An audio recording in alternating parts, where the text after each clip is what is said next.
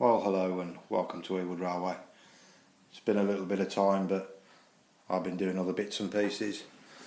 I've had a bit of a clean up on the layout, dusted this car park out, the buildings, the people, the track, the rails, just trying to really tidy up the appearance of the layout. It took some time. It's not running brilliantly, I've got to say. I've got issues with this point here. It seems to, when you take it that way, it really needs to be pressed against to be able to get the contact to get things moving. But that'll be just something else to play with. But coming back to what I've been doing, well, I've been having a little bit of a play with these KD couplings here. A lot of trial and error. I've used different sizes, different methods and whatever else.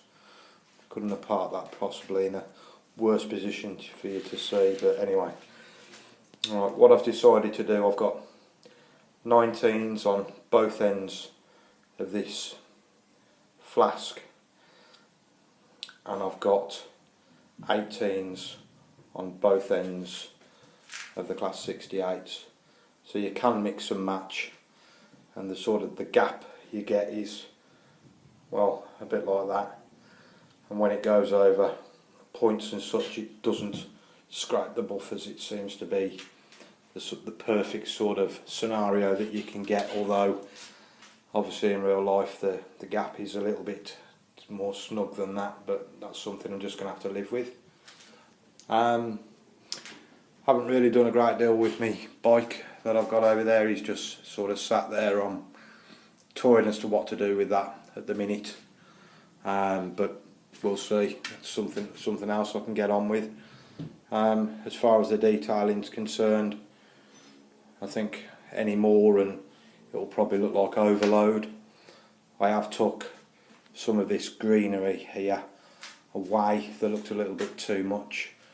I mean, that's actually down the side of that shed to sort of hide the gap that it creates, because obviously the shed is sat on ballast, and obviously it's not quite straight because obviously the under this edge here is perfectly straight, but something else I'm going to have to live with. Coming up here, it really is a dust trap. There's so many little bits and pieces that, you know, just carry the dust, and even with a couple of hours of going over it and really cleaning it out, it still really is. I think it's going to be one of them jobs that will never ever be complete. It's all the little figures. I mean, the dust even catches in these telegraph wires. Obviously the people, the pots, into the churchyard and the gardens. It's just there's so much detail. There's so many little bits that the dust is just getting everywhere. And needless to say, I think there's about 190 figures in this football stand here, and the dust just isn't happening. It is just going to stay there. It's just going to have to be something again that I live with. As far as running's concerned, I've had a little bit of a run of these 68s. As I say, I've been playing with these KD couplings, which do seem to be a lot better than the Hunt that I'd invested in. I know that a lot of people had Hunt couplings and they'd done well, but for me it was analogue. Obviously with analogue you can't control each locomotive individually. It is literally the track. It's either live or it's not, and they push and pull against one another and sometimes come away. So that's something else that hopefully I've solved by going with the KDs, but I'm really pleased with them. Obviously I